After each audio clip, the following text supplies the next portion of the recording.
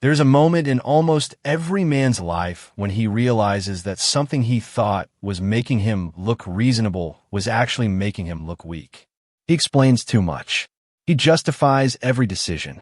He tries to make everyone understand his intentions. When someone questions him, he immediately begins defending himself. When someone misunderstands him, he rushes to correct the misunderstanding. When someone becomes angry, he feels responsible for fixing the emotion. And when someone doubts his character, he starts presenting evidence, examples, explanations, and stories just to prove that he isn't the person they think he is. It feels like communication. It feels mature. It feels responsible. But there is a hidden psychological cost to constantly explaining yourself. You begin acting as though other people's approval is required before your decisions become legitimate. And the more often you do that, the more power you quietly hand away. A man who is comfortable with himself doesn't feel the need to turn every decision into a courtroom defense.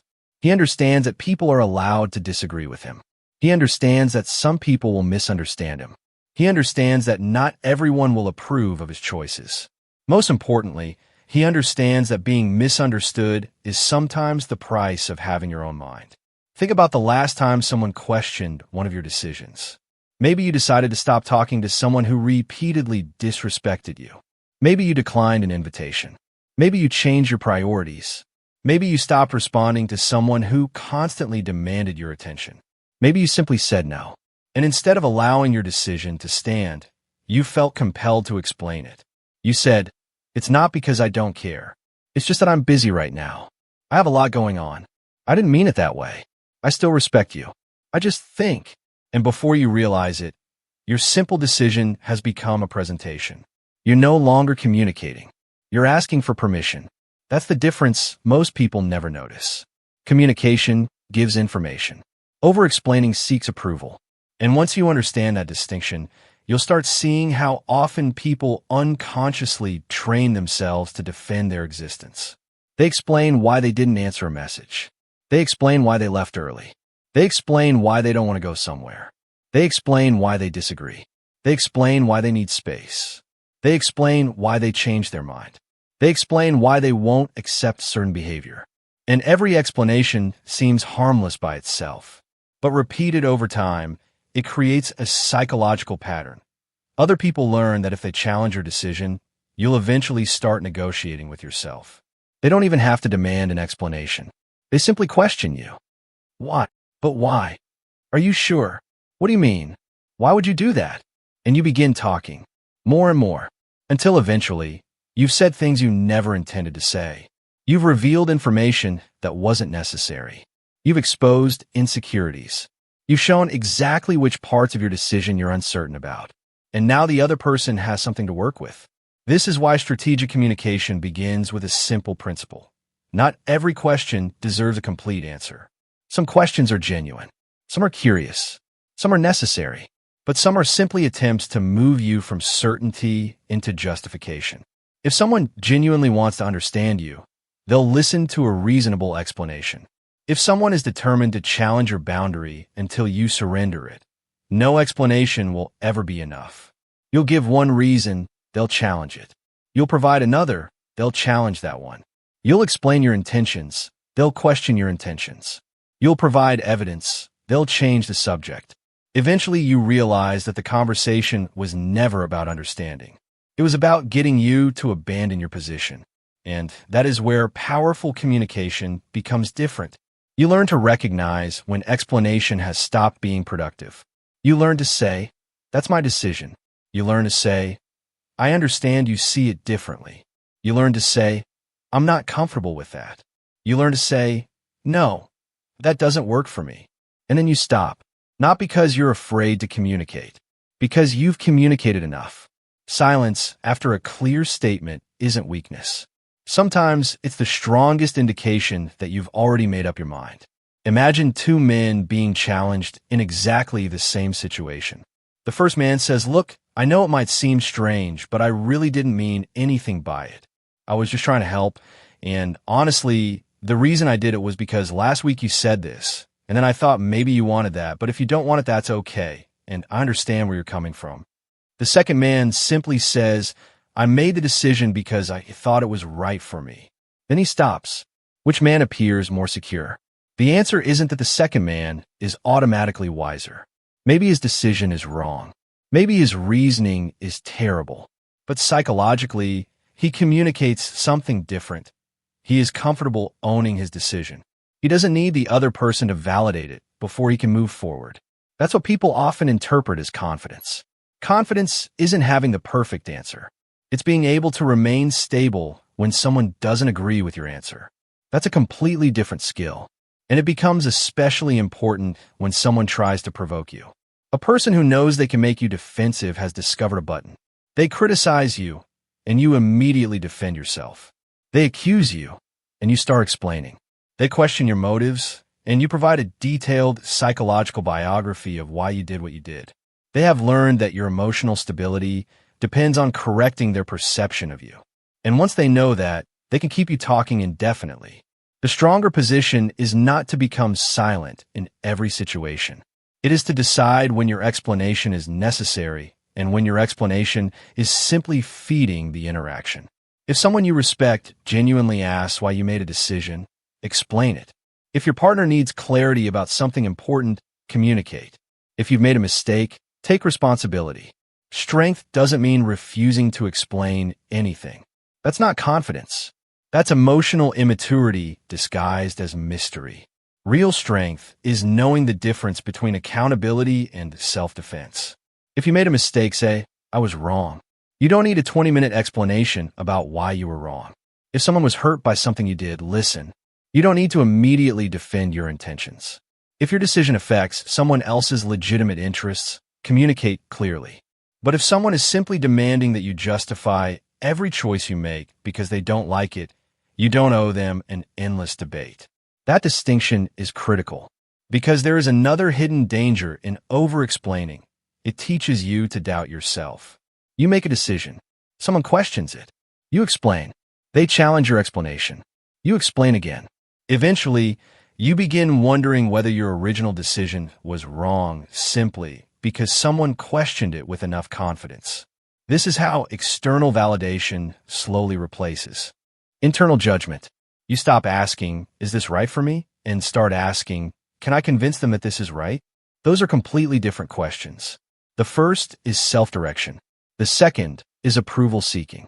And a man who constantly seeks approval becomes extremely easy to influence. If someone knows you need them to agree with your decisions, all they need to do is disagree.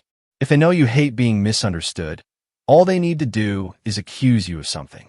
If they know criticism makes you uncomfortable, all they need to do is criticize.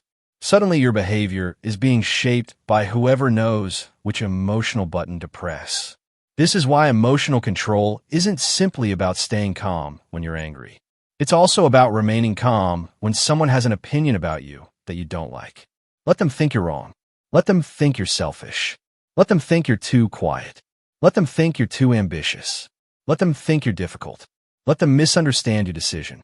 If you've genuinely examined your behavior and you're comfortable with your principles, you don't need to correct every interpretation. There is tremendous freedom in realizing that other people are allowed to have an inaccurate opinion of you. You don't have to chase every misunderstanding and repair it. You don't have to monitor every conversation for signs that someone might be thinking badly about you. You don't have to become the public relations department for your own personality. Some people will like you. Some won't. Some will understand you. Some won't. Some will respect your decisions. Others will challenge them. Your responsibility is not to control every reaction. Your responsibility is to control your own behavior. And that is where the concept of quiet confidence becomes real. Quiet confidence isn't walking into a room and trying to look intimidating. It isn't speaking slowly because you watched a video about alpha males. It isn't pretending you don't care. Quiet confidence is the ability to remain yourself while someone else has a different opinion of you. You don't need to become colder. You need to become less dependent on being understood. You can care about people and still have boundaries. You can listen to criticism without immediately accepting it. You can consider another perspective without abandoning your own. You can apologize when necessary without turning the apology into a plea for forgiveness. You can explain yourself without begging someone to approve of your explanation. This is the balance most people miss. The goal isn't to say less simply because saying less sounds powerful. The goal is to stop saying things that come from fear. Fear creates unnecessary words. Fear says, please understand me. Fear says, please don't be angry. Fear says, please don't leave. Fear says, please believe that I'm a good person. Fear says, please don't think I'm selfish. And once you identify that emotional source, your communication changes. Instead of talking to control their reaction, you communicate to express your position. That is a completely different energy, and people can feel the difference. Consider a man who says no and then spends 5 minutes explaining why. His words may be polite, but underneath them is uncertainty. Now consider a man who says, I can't do that. The other person asks why. He gives a simple reason. Then he moves on. The difference isn't vocabulary. It's internal certainty. He doesn't need to turn a boundary into a negotiation. And when you stop negotiating against yourself, something interesting happens. People begin learning how to interact with you. They discover that your no actually means no. They discover that your decisions aren't invitations to debate. They discover that guilt doesn't automatically change your mind. They discover that anger doesn't make you surrender. They discover that criticism doesn't make you panic. And that is how respect is often built. Not through demanding respect, through demonstrating that you respect yourself. But there is an even deeper reason people respect those who explain less. It's because certainty creates psychological stability. When a person constantly changes their position depending on who is in front of them, people don't know what to expect. Today they say yes. Tomorrow they say no. They agree because someone pressures them. They reverse themselves because someone becomes angry. They apologize because someone withdraws affection. Their behavior is dictated by the emotional temperature of a room. That's exhausting to be around. A stable person is different. Their personality doesn't change dramatically based on who enters the room. Their values remain consistent. Their boundaries remain recognizable. Their decisions may change when new information appears, but they don't change simply because someone applies emotional pressure. That stability creates trust, and trust is one of the foundations of influence. This is why the Dark Mind Protocol isn't about becoming someone who controls other people. It's about becoming someone who is difficult to move against his own judgment. Emotional control, psychological awareness, mental discipline, quiet confidence, power dynamics, self-respect. These aren't separate tricks. They're connected. When you understand yourself, you recognize your triggers. When you recognize your triggers, you become less reactive. When you're less reactive, you communicate more deliberately. When you communicate deliberately, you reveal less insecurity. When you reveal less insecurity, people have less emotional leverage over you. And when you stop needing everyone to approve of your decisions, you finally become capable of making decisions for yourself. That's the transformation we're after. Not becoming silent, not becoming cold, not becoming arrogant, becoming internally anchored. And from this point forward, start noticing one thing in your daily life. How often do you explain something that didn't actually require an explanation? Notice when you say no and immediately apologize. Notice when someone questions you and you instinctively start defending yourself. Notice when someone misunderstands you and you feel an urgent need to correct them. Notice when someone becomes angry and you immediately start trying to make them feel better. Don't judge yourself for it. Just observe, because awareness comes before change. And once you start seeing the pattern, you'll realize that some of the conversations you've been having for years were never actually conversations. They were negotiations over your right to have your own mind. And the moment you stop entering those negotiations, your entire way of communicating begins to change. The first time you stop over-explaining yourself, it may feel uncomfortable. You may even feel rude. You may finish a sentence and hear that little voice inside your head telling you that you should add something else. You should explain your intention. You should soften the statement. You should make sure they don't misunderstand. You should reassure them that you're not angry, selfish, arrogant, distant, or difficult. And that is exactly where the old habit tries to pull you back in. Because if you've spent years believing that being understood is necessary for being accepted, then silence after a clear statement will feel almost like danger. You'll feel an urge to fill the space. But sometimes the space is where your confidence begins. Consider how often people destroy the strength of their own message by adding unnecessary words after they've already made their point. They say, "I don't think I can come tonight." Then immediately add, "But it's not because I don't want to see you, and I hope you don't take it personally, and I know we've been trying to meet for a while, and I promise next time I'll." The original sentence was enough. Everything after it came from fear of the other person's reaction. And this is where you need to become brutally honest with yourself. Are you explaining because the person genuinely needs information? Or are you explaining because you cannot tolerate the possibility that they might be disappointed? Those are not the same thing. If they genuinely need information, give it. If you're trying to control their emotional reaction, stop. You cannot build emotional independence while simultaneously trying to manage everybody else's feelings. People are allowed to be disappointed. They're allowed to disagree. They're allowed to think your decision is inconvenient. They're allowed to wish you had chosen differently. Their emotional reaction doesn't automatically become your responsibility. This doesn't mean becoming inconsiderate. There is a huge difference between respecting someone's feelings and allowing their feelings to control your decisions. A mature man can say, "I understand that you're disappointed." He doesn't need to follow that sentence with, "So I'll change my decision." He can acknowledge the emotion without surrendering to it. That is a powerful distinction, because manipulation often enters through the space between empathy and obedience.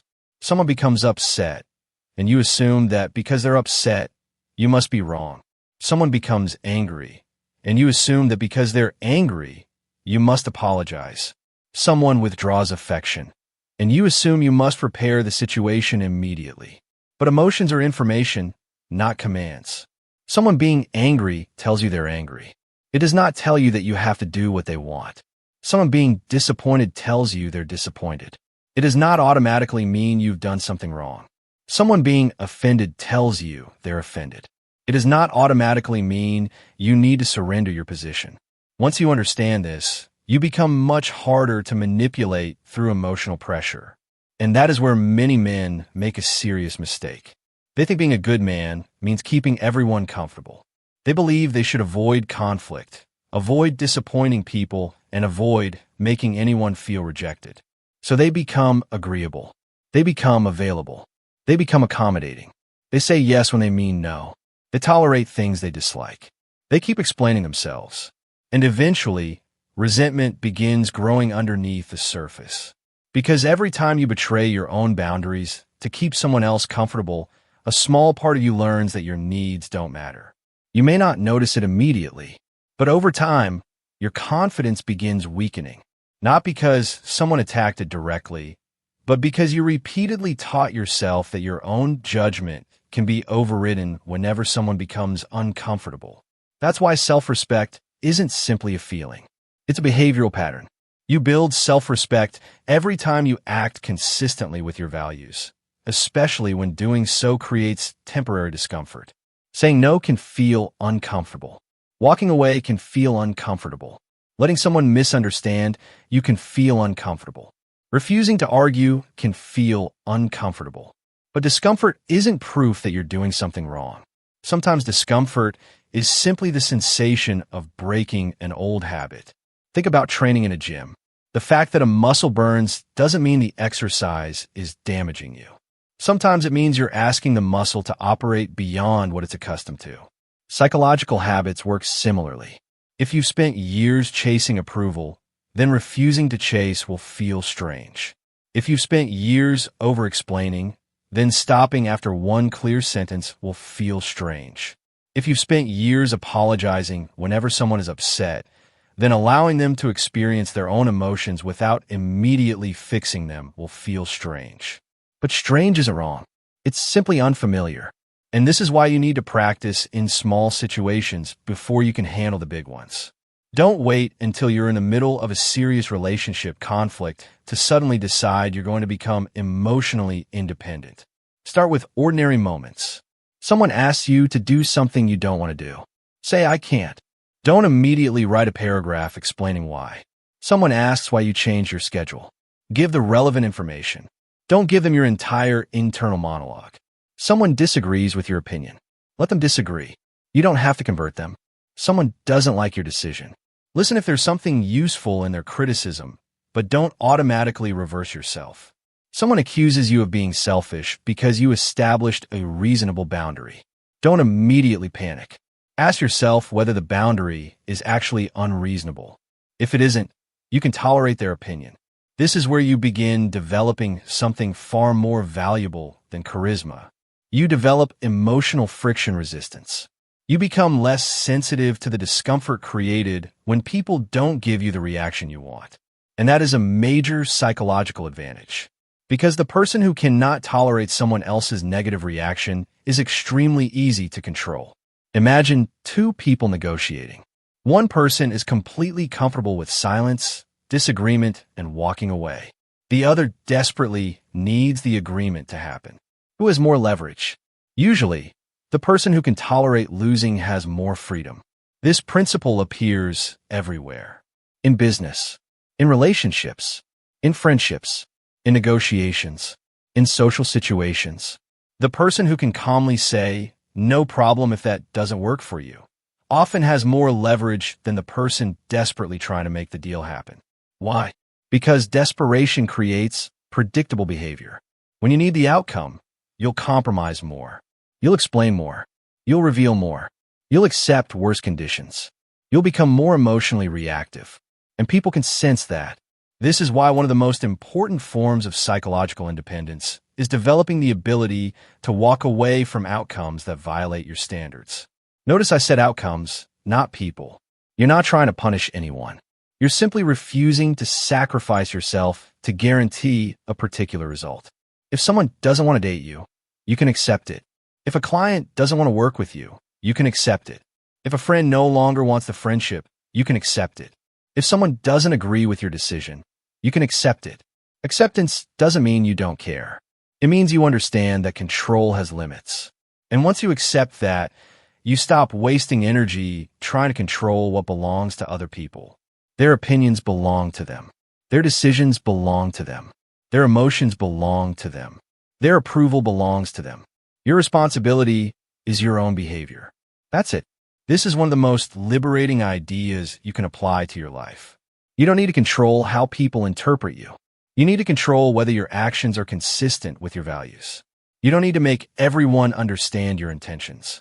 You need to make sure your intentions are honest. You don't need to convince everyone that you're a good person. You need to behave like one.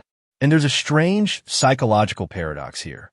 The less you try to prove your character, the more your consistent behavior eventually proves it for you. A person who constantly says, I'm loyal, may be trying to convince you. A person who consistently demonstrates loyalty doesn't need to announce it. A person who constantly says, I'm confident, may need you to believe it. A confident person doesn't need to explain confidence. A person who constantly says, you can trust me, may be seeking immediate credibility. A trustworthy person builds credibility through repeated behavior. Your reputation should be an echo of your actions, not a speech about your intentions. This is especially important in an age where everyone is constantly presenting themselves. Social media has created an environment where people feel pressure to explain who they are, what they believe, what they're doing, and why they're doing it. But the strongest identities aren't built through constant announcements. They're built through consistency. You don't need to tell everyone you're disciplined if your life demonstrates discipline. You don't need to tell everyone you're ambitious if your work demonstrates ambition. You don't need to tell everyone you have boundaries if your behavior demonstrates them. And you don't need to tell everyone that you are emotionally independent if you can remain stable when someone doesn't give you what you want. This is why silence can be so revealing. When you stop filling every silence, you begin noticing who is actually interested in understanding you and who is simply interested in controlling the conversation. Some people will respect your clarity. Others will push harder. They'll ask the same question again. They'll challenge your answer. They'll become emotional. They'll say, why are you being so defensive? Ironically, sometimes you're not defensive at all. You're simply refusing to continue the debate. And this is where you need to avoid another trap. Don't turn your new communication style into a performance of coldness. You don't need to stare at someone dramatically and say, "I don't explain myself to anyone." That's not confidence. That's insecurity wearing armor. If someone asks a reasonable question, answer it. If you've made a mistake, admit it. If you hurt someone, listen. If your behavior requires clarification, clarify. The objective isn't to become impossible to question. The objective is to become impossible to pressure into abandoning yourself. Those are very different things. A strong man isn't someone who never changes his mind. A strong man is someone who can change his mind because of truth rather than because of pressure. If someone gives you information that proves you're wrong, change. If someone makes a compelling argument, consider it. If someone you trust points out something you didn't see, listen. But don't change simply because someone is louder than you. Don't change because someone is angry. Don't change because someone threatens to leave. Don't change because someone calls you selfish. Don't change because someone says, "If you really cared about me, you would." That sentence deserves special attention. "If you really cared about me, you would," is often where affection gets turned into leverage. Sometimes the request that follows is perfectly reasonable, but sometimes it's an attempt to make you prove your love through obedience. And if you respond to every emotional test by surrendering your position, you teach people that affection can be used to control you. A healthier response is to separate the emotion from the request. You can say, "I care about you, but I'm still not comfortable doing that." That sentence is powerful because it refuses the false choice between love and boundaries. You don't have to stop caring in order to say no. You don't have to become emotionally detached in order to maintain self-respect. You can care deeply and still have limits.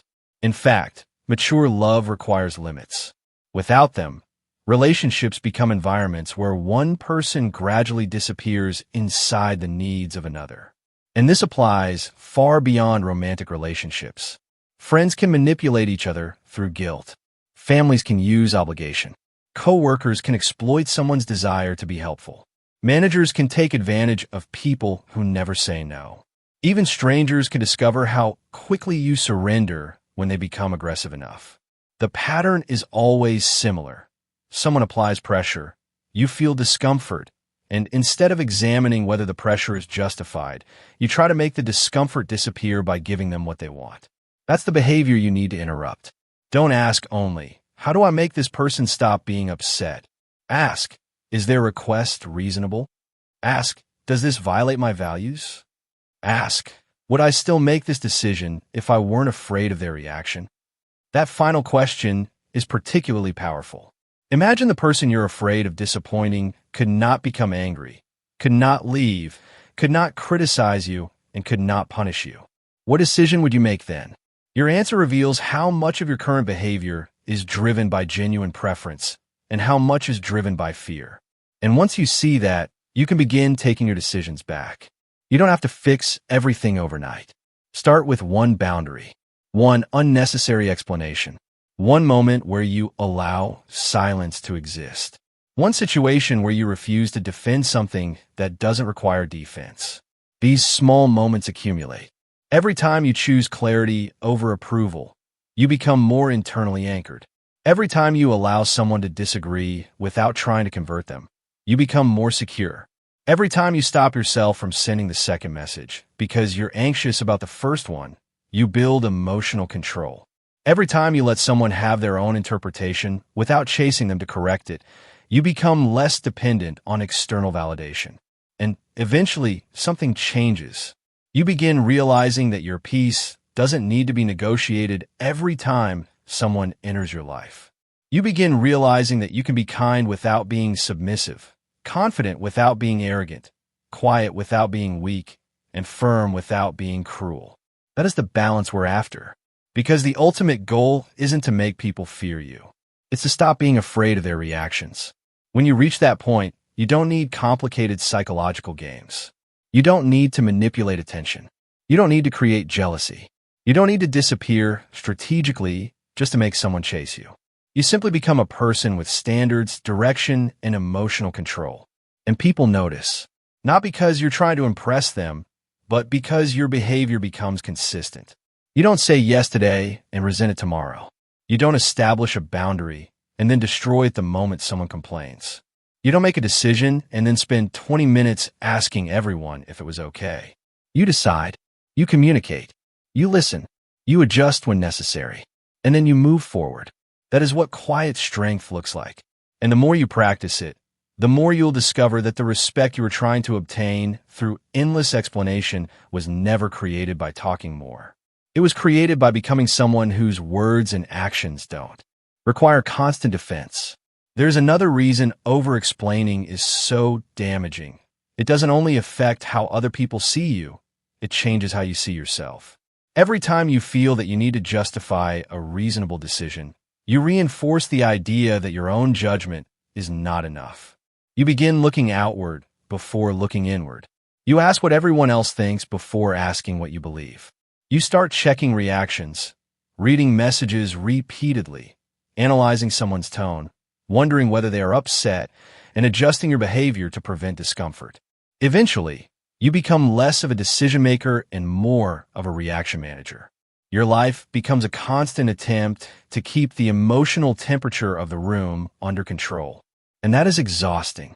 A man cannot build a powerful life while spending all of his energy trying to make sure nobody is disappointed with him. Someone will always be disappointed. Someone will always disagree. Someone will always think you should have done something differently. If you make your peace dependent on universal approval, you have created a goal that can never be achieved. There will always be another person to convince, another opinion to correct, another misunderstanding to repair. The only way out is to change the objective. Stop trying to make everyone understand you and start making sure that you understand yourself. Before you explain a decision, know why you made it. Before you defend a boundary, know why it exists. Before you apologize, know whether you've actually done something wrong. Before you change your position, ask whether you're changing because you've learned something or because you're uncomfortable with someone's reaction. These questions create an internal checkpoint between stimulus and response. And that checkpoint is where emotional control lives. Most people think emotional control means having no emotions. It doesn't. Emotional control means your emotions can speak without automatically becoming your commander. You can feel guilty without apologizing. You can feel anxious without sending another message. You can feel rejected without chasing. You can feel angry without starting a war. You can feel misunderstood without launching into a defense. The emotion exists, but you decide what happens next. That's the difference between reaction and response. Reaction is immediate. Response is chosen. And the space between the two is where your power exists. Imagine someone says something insulting about you in front of other people. Your instinct may be to prove them wrong immediately. You might start listing everything you've accomplished. You might explain your background. You might tell everyone what really happened. But ask yourself what you're actually trying to accomplish. If the person has already decided to disrespect you, will 10 minutes of explanation suddenly transform their character? Probably not. In many cases, your strongest response is simply refusing to participate in the performance. You don't need to win the argument. You need to decide whether the argument deserves your energy. This doesn't mean allowing people to walk over you. There are moments when direct confrontation is necessary. There are moments when a false accusation needs to be corrected. There are moments when your reputation genuinely matters. But even then, clarity is more powerful than emotional flooding. State the facts. Correct the falsehood. Establish the boundary. Then stop. The mistake is believing that volume creates credibility. It doesn't. Repetition doesn't automatically make truth stronger. Sometimes it makes you look desperate to be believed. That's why the most effective communicators often say less than people expect. They don't hide information. They remove unnecessary information. Every sentence has a purpose. Every explanation has a reason. Every disclosure has a cost.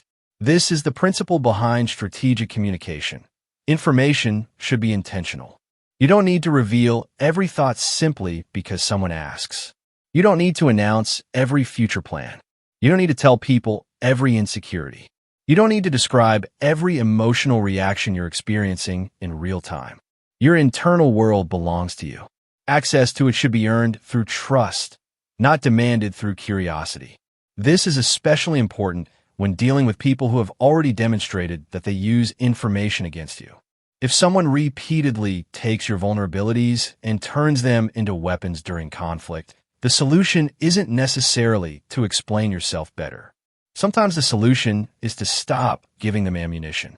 That is not manipulation. That's boundaries. There is a difference between openness and unrestricted access. You can be honest without being completely exposed. You can be vulnerable without handing someone the blueprint to your psychological weaknesses. You can love someone without telling them every fear that lives inside your mind. And you can trust someone while still paying attention to their behavior. Trust doesn't require blindness. In fact, mature trust is built through observation. You watch whether their words match their actions. You watch how they handle disagreement. You watch how they behave when they don't get what they want. You watch whether they respect your no. You watch whether your vulnerability becomes safe in their hands. These observations tell you whether deeper access is appropriate. And this is where being less available to unnecessary explanation becomes incredibly valuable. When you stop talking simply to fill silence, you start observing more. You notice what people say when you don't rescue the conversation. You notice who asks questions because they care and who asks questions because they want control. You notice who respects a boundary immediately and who treats every boundary as a challenge. You notice who can disagree without becoming disrespectful. You notice who needs you to constantly reassure them. You notice who only respects you when you're useful to them. Silence doesn't just make you appear more composed. It gives you information. And information improves judgment. This is why observe more is not just a catchy phrase. It's a practical psychological discipline. Most people are so busy preparing their response that they fail to observe what is actually happening. Someone is talking, and they're already planning what to say next. Someone is angry, and they're already trying to defend themselves. Someone is withdrawing, and they're already trying to get their attention back. But if you slow down, you can see patterns that would otherwise remain invisible. Maybe the person becomes angry every time you disagree. Maybe they only become affectionate when they want something. Maybe they repeatedly accuse you of behavior they themselves display. Maybe they punish boundaries with silence. Maybe they constantly make you feel as though you have to earn their approval. These patterns become obvious when you stop spending all your energy trying to repair the interaction. And once you see the pattern, you have a choice. You can address it. You can change your behavior. You can create a boundary. Or you can leave. But you can no longer claim you didn't know. That's the power of observation. It turns confusion into information. And information creates options. This is one of the reasons emotionally independent people often seem calmer during difficult situations. They're not necessarily experiencing less emotion. They are processing more information before acting. They don't immediately decide what everything means. They watch. They listen. They gather context. They give themselves time. Then they respond. That pause can completely change an outcome. Think about a message that makes you angry. Your first instinct is to respond immediately. You type the paragraph. You explain everything. You defend yourself. You send it. Then 5 minutes later, you wish you hadn't. The problem wasn't necessarily the emotion. The problem was allowing the emotion to control the timing. You didn't need to suppress the anger. You needed to give it time to lose its grip. A powerful rule is simple. Don't make permanent communication from temporary emotion. If you're furious, wait. If you're terrified of losing someone, wait. If you're desperate for reassurance, wait. If you're feeling rejected, wait. Not forever. Just long enough to make sure the message you're about to send is actually coming from your values rather than your panic. This single habit can change your relationships because emotional urgency creates unnecessary communication. You send messages you don't need to send. You make accusations you don't actually believe. You reveal information you would have kept private. You apologize for things you didn't do. You promise things you can't sustain. And later, you have to repair the damage created by the urgency. Calmness prevents many problems before they happen. That's why the ability to pause is a form of power. Anyone can react. Few people can pause. Anyone can send the message. Few people can sit with the discomfort of not sending it. Anyone can defend themselves. Few people can tolerate being misunderstood long enough to determine whether clarification is actually necessary. That tolerance is strength, and it becomes even more important when someone knows exactly how to trigger you. Manipulative people, difficult people, and even ordinary insecure people can sometimes discover your emotional pressure points. Maybe they know you hate disappointing people. Maybe they know you're terrified of abandonment. Maybe they know you need to be seen as a good person. Maybe they know you can't stand being accused of being selfish. Once that vulnerability is visible, every disagreement can become a pressure point. They don't have to convince you logically. They simply need to activate the fear. You're being selfish. You don't care about me. If you loved me, you would do this. I guess I can count on you. You've changed. These statements may sometimes reflect genuine feelings, but they can also be used strategically. Your job isn't to immediately label the person a manipulator. Your job is to notice what happens inside you when you hear those words. Do you immediately surrender your boundary? Do you feel compelled to prove your love? Do you panic about being abandoned? Do you suddenly start explaining every good thing you've ever done for them? If so, you've discovered a lever. And once you know the lever exists, you can stop handing it to someone else. You can respond differently. I understand you feel that way. I care about you. But my answer is still no. We can talk about this when we're both calm. I don't agree with your interpretation. I'm willing to discuss the issue, but I'm not going to argue about my character. Notice how none of these responses attack the other person. They don't create unnecessary conflict. They simply establish psychological boundaries. You aren't saying you can't feel that. You're saying your feelings don't automatically control my behavior. That's mature emotional independence. And the more you practice it, the less you need dramatic displays of power. You don't need to punish someone for disrespecting you. You don't need to make them jealous. You don't need to disappear for strategic periods. You don't need to create artificial scarcity. Those are often attempts to control external behavior. A stronger approach is controlling your own access. If someone consistently treats you poorly, you reduce access because their behavior doesn't align with your standards. You don't do it to make them chase you. You do it because you have decided what kind of environment you want in your life. That's a crucial distinction. If you walk away hoping they'll panic and return, you're still emotionally attached to their reaction. If you walk away because you've decided the relationship no longer meets your standards, you're acting from self-respect.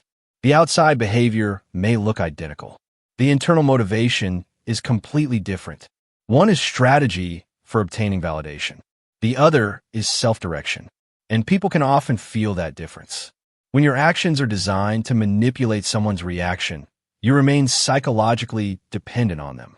You need them to react correctly for your strategy to work. But when your actions are based on your own standards, their reaction becomes secondary. They can come back. They can stay away. They can become angry. They can become apologetic. You still know why you made your decision. That is freedom. And freedom is ultimately what this entire philosophy is about. Not freedom from other people. Freedom from the need to control them. Freedom from the need to convince them. Freedom from the need to chase them. Freedom from the need to constantly prove yourself. Because the moment you stop needing a particular reaction from someone, you gain something that no psychological trick can provide: emotional independence. And this is where respect naturally enters the picture. Respect isn't something you can demand through speech. It is something people learn through repeated interaction. They learn that your words have meaning. They learn that your yes isn't automatic. They learn that your no isn't a temporary obstacle. They learn that you don't collapse under disagreement. They learn that you can listen without surrendering. They learn that you can apologize without becoming submissive. They learn that you can leave without creating chaos. And over time, they adjust. Not everyone will. Some people only respect boundaries when they're enforced. Some people will leave when they realize they can't control you. That's okay. Not every relationship is supposed to survive your growth. Sometimes the relationship was built around a version of you who is easier to manipulate. When that version disappears, the dynamic changes. And that can be painful. You may lose people. You may disappoint people. You may hear that you become distant. But sometimes what people call "you've changed" simply means you no longer behave the way I was accustomed to. That's not always an insult. Sometimes it's evidence that your boundaries are becoming real. Still, don't use this idea as an excuse to become inconsiderate. If several healthy people independently tell you that you're becoming arrogant, dismissive, or emotionally unavailable, listen. Self-respect without self-awareness becomes ego. The objective isn't to become someone who never considers criticism. It's to become someone who can consider criticism without being controlled by it. That's the balance. Listen deeply, decide independently, and then act consistently. You don't need to prove your independence every second. You simply need to live it. And when you do, your communication becomes simpler. You stop saying things because you're afraid of what someone might think. You stop adding explanations because silence feels uncomfortable. You stop turning boundaries into negotiations. You stop treating disagreement as rejection. You stop interpreting someone's anger as proof that you're wrong. And you start speaking from a different place. A calmer place. A more deliberate place. A place where your words aren't begging to be accepted. They're simply communicating what is true for you. That's when fewer words begin carrying more weight. Not because silence is magical, but because your words are no longer surrounded by insecurity. You say what you mean what you say, and then you allow reality to respond. The moment you stop trying to control how people perceive you, your communication becomes dramatically more powerful.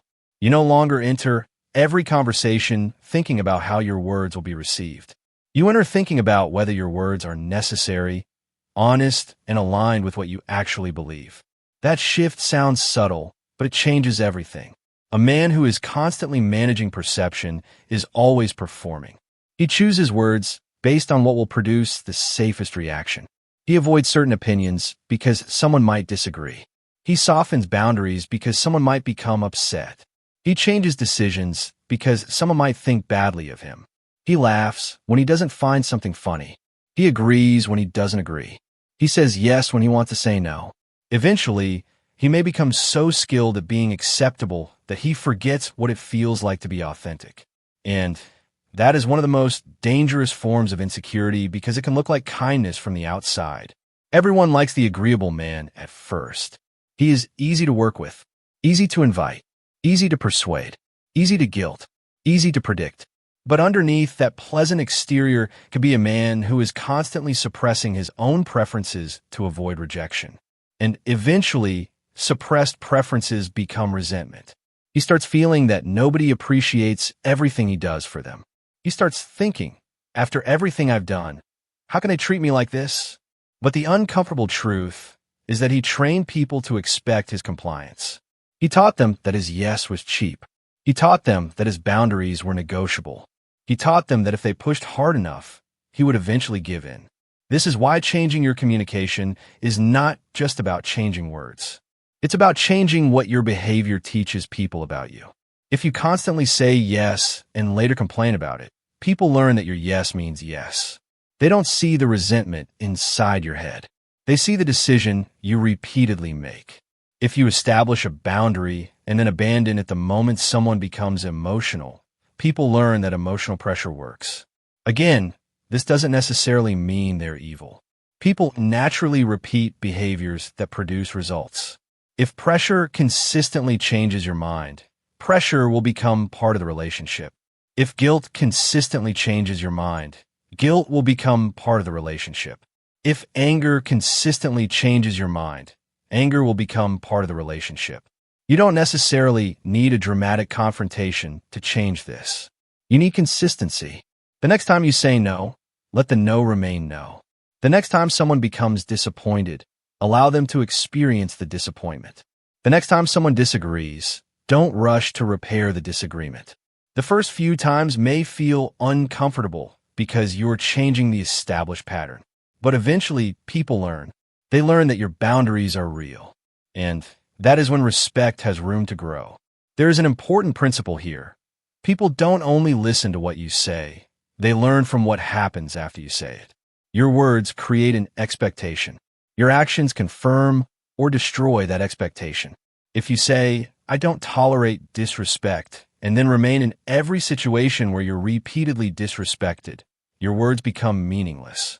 If you say, "I need time to think," and then immediately answer because someone pressures you, your request for time becomes meaningless. If you say, "I can't do that," and then spend 10 minutes negotiating against yourself, people learn that your first answer is merely the beginning of the negotiation. That's why powerful communication isn't about finding perfect sentences. It's about making your words consistent with your behavior. You don't need a sophisticated vocabulary. You need integrity between what you say and what you do. And once that integrity exists, you can actually speak less. Because people don't require as much explanation from someone whose behavior has become predictable. Think about someone you deeply trust. If they make a decision, do you always need a 20-minute explanation? Probably not. Their history gives context. You know their character. You know their patterns. You know that they generally think before acting. Their reputation does some of the communication for them. That's what you want to build in your own life. A reputation for consistency. A reputation for calmness. A reputation for keeping your word. A reputation for being willing to listen. A reputation for having boundaries without creating unnecessary drama. When that reputation exists, you don't need to constantly defend your character. Your history speaks. And this is one of the strongest forms of social power because it is difficult to manufacture over a long period of time. Anyone can pretend to be confident for an afternoon. Anyone can speak with authority in one conversation. Anyone can act mysterious for a week. But consistency is much harder to fake. Over months and years, people discover who you really are. They see how you behave under pressure. They see how you treat people who can't help you. They see how you react when you lose. They see how you behave when you get what you want. They see whether your promises survive inconvenience. That is where real character becomes visible. And character makes over-explaining unnecessary. You don't need to announce your values every day when your behavior demonstrates them. This is also why you should become careful with the habit of defending yourself against every accusation. Some accusations deserve an answer. Others don't. If someone you respect genuinely believes you've done something wrong, listen. If you've made a mistake, correct it. But if someone is committed to interpreting everything you do in the worst possible way, you may eventually reach a point where explanation becomes pointless. Imagine someone who has decided that every action you take is selfish. You explain one decision.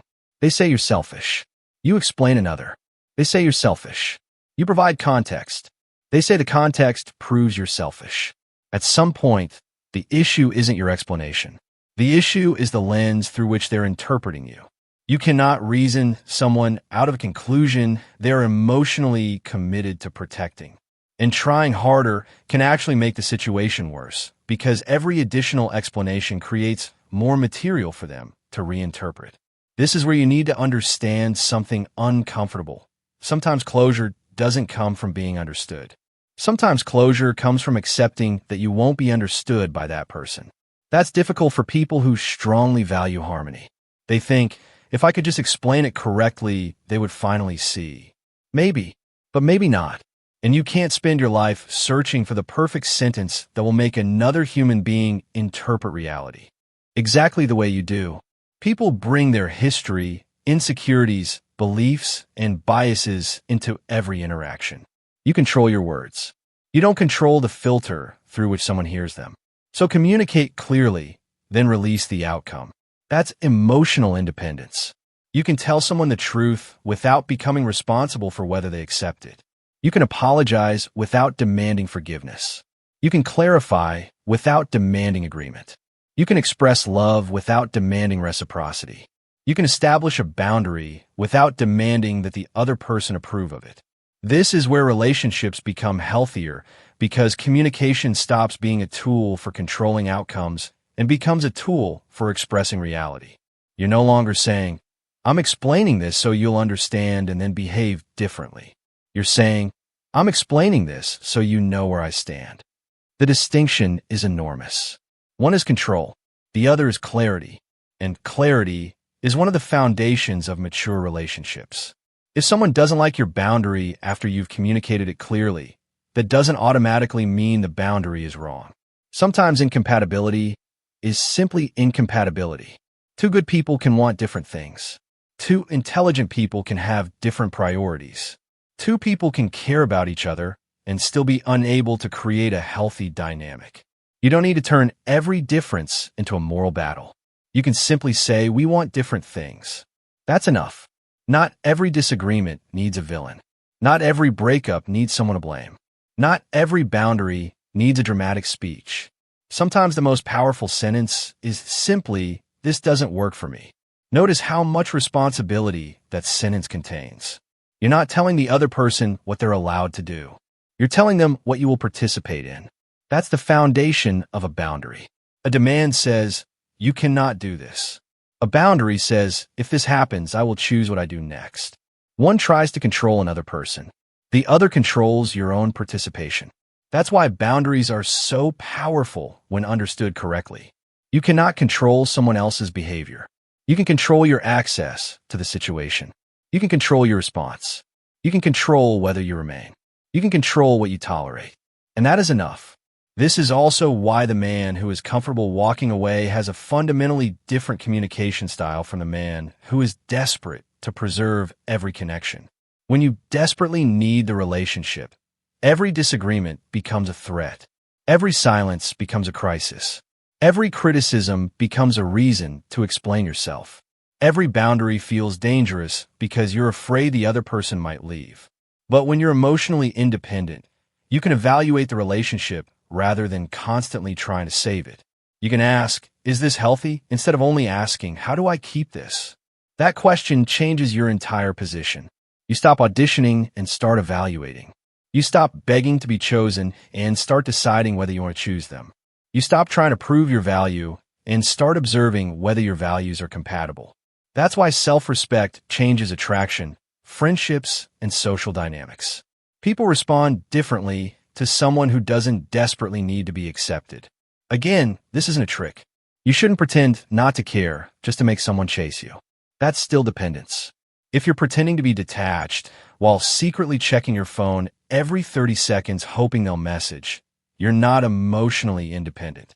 You're performing independence.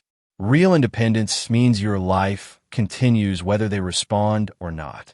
You have work to do, goals to pursue, people to spend time with, skills to develop, a body to train, a mind to sharpen, a future to build. Another person can become part of that life, but they cannot become the entire structure supporting it. Because when one person becomes your entire emotional world, their approval becomes disproportionately powerful. Their silence becomes devastating. Their rejection becomes catastrophic. Their criticism becomes identity-threatening. And that is where neediness begins. Neediness isn't simply wanting affection. Everyone wants affection. Neediness is when your emotional stability becomes dependent on receiving it from a specific source.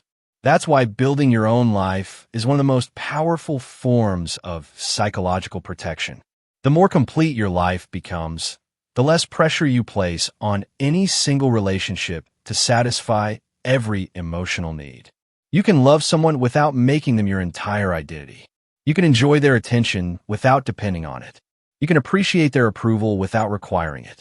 You can miss them without abandoning yourself. That's the kind of emotional independence that makes over-explaining unnecessary. You don't have to convince someone to stay because you know you can continue living if they leave. You don't have to convince someone you're valuable because you know what you've built. You don't have to chase someone who withdraws because your life doesn't stop when their attention disappears. And you don't have to defend every decision because your identity isn't waiting for someone else to approve it. This is the deeper lesson behind saying less. The words are only the surface. The real transformation happens underneath. You say less because you need less from the conversation. You need less validation, less reassurance, less agreement, less control over the outcome. And when you need less, you become capable of communicating more honestly. You can finally say what you actually mean because you're no longer terrified of what will happen afterward. You can say, I disagree. You can say, I don't want that. You can say, I need time. You can say, that doesn't work for me. You can say, I made my decision. You can say, I understand. And sometimes you can say nothing at all. not as punishment, not as manipulation, not as a game, simply because there is nothing else that needs to be said. That is the point at which your communication stops being a search for approval and becomes an expression of self-respect. And once you reach that point, you'll notice something else. The people who genuinely respect you won't require endless explanations. They may ask questions. They may disagree. They may need clarification. But they won't demand that you surrender your autonomy just to make them comfortable. And the people who benefited from your over-explaining may react differently. They may push harder. They may become frustrated. They may tell you that you've changed. Let them. Your goal isn't to make the transition comfortable for everyone. Your goal is to make it honest for you. Because when you stop explaining yourself to death, you don't become less communicative. You become more precise. Your words become cleaner. Your boundaries become clearer. Your apologies become more sincere. Your yes becomes more valuable. Your no becomes more credible. And your silence stops being an empty space you desperately need to fill. It becomes a choice, a deliberate choice. And that is where real psychological power begins. There is one final level of this transformation, and it is the one that most people overlook. The real goal was never to become a man who speaks less. The goal was to become a man who no longer needs to use words to constantly defend how much they hurt you. And if your peace depends on those things happening, you have handed your peace to another person. Take it back. You can decide that you learned enough. You can decide that the pattern is clear enough. You can decide that the relationship isn't healthy enough. You can decide that continuing the argument won't change anything. You can decide that you don't need the final explanation. You can decide to move forward. That's not weakness. That's emotional sovereignty. And it applies to every area of life. In business, you don't need to convince every potential client to believe in you. Build something valuable. In relationships, you don't need to convince someone to choose you. Become the kind of person you respect and find someone whose values align with yours. In friendships, you don't need to chase people who repeatedly demonstrate that they don't value the connection. Invest where the effort is mutual. In personal growth, you don't need to announce every change you're making. Make the change. Let the results become visible. This is the quiet side of power. It's not loud. It doesn't need an audience. It doesn't require domination. It simply requires consistency. And if you take one practical lesson from this entire video, let be this. Before you explain yourself, pause and ask 3 questions. Is this information genuinely necessary? Am I explaining because the other person needs clarity or because I need their approval? And would I still say all of this if I were completely comfortable with them disagreeing with me? Those 3 questions can save you from thousands of unnecessary conversations. They can prevent you from revealing things you don't need to reveal. They can stop you from negotiating against yourself. They can help you distinguish communication from insecurity. And over time, they will change the way you see yourself. You'll realize that you don't need to convince everyone. You don't need to be understood by everyone. You don't need to be liked by everyone. You don't need to be chosen by everyone. You don't need to be available to everyone. And you certainly don't need to explain every decision to everyone. You are allowed to have standards. You are allowed to change your mind. You are allowed to protect your time. You're allowed to walk away from disrespect. You are allowed to disappoint people. You are allowed to say no. You are allowed to be misunderstood. You are allowed to keep some parts of yourself private. And you are allowed to choose peace over the endless pursuit of approval. That's what makes this principle so much deeper than simply talk less. The real lesson is need less from the conversation. Need less agreement. Need less validation.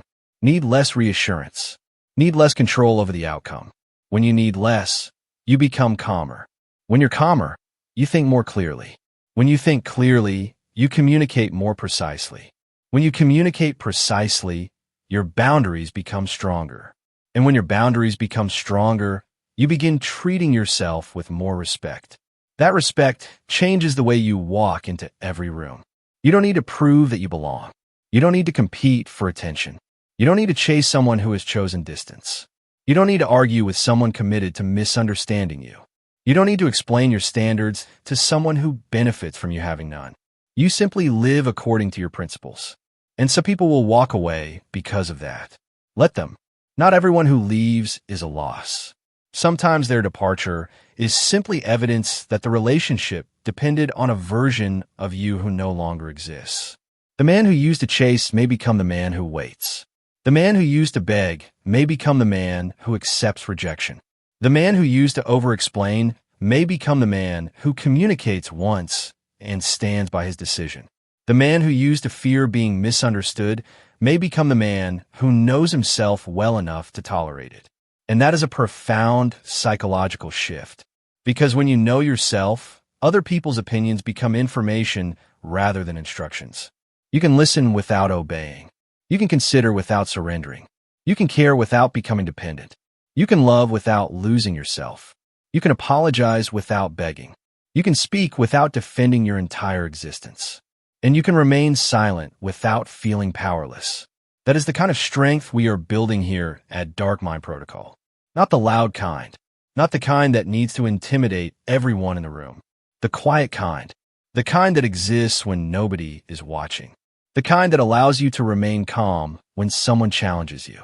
The kind that allows you to walk away without revenge. The kind that allows you to hear criticism without collapsing. The kind that allows you to say no without guilt.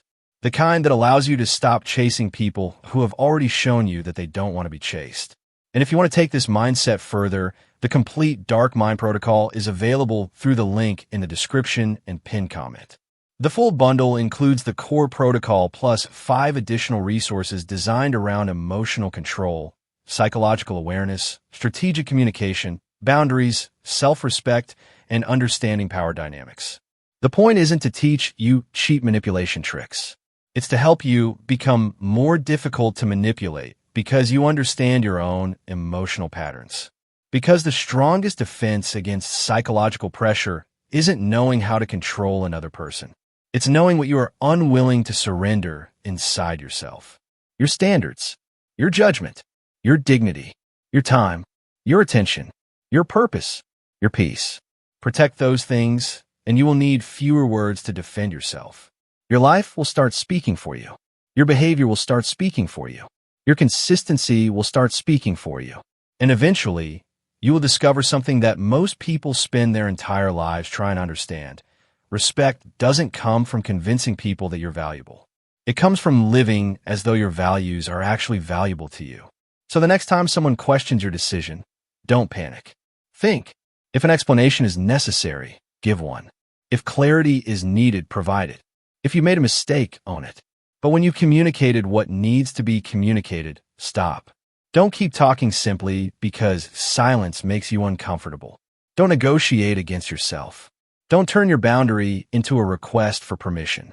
Don't spend your life trying to control how other people interpret you. Let them think what they think. Let them agree or disagree. Let them stay or leave.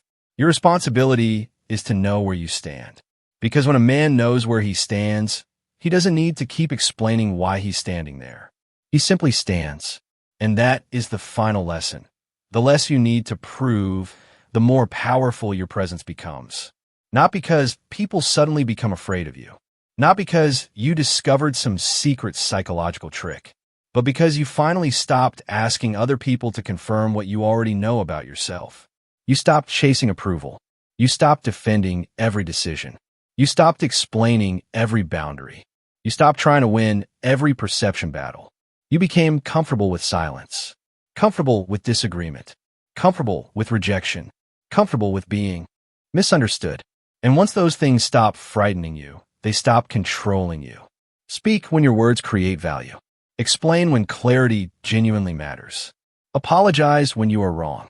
Listen when someone has something worth hearing. But when you've said what needs to be said, have the discipline to stop. Because sometimes the strongest thing a man can communicate is not another sentence. It's the calm certainty that he doesn't need to say one.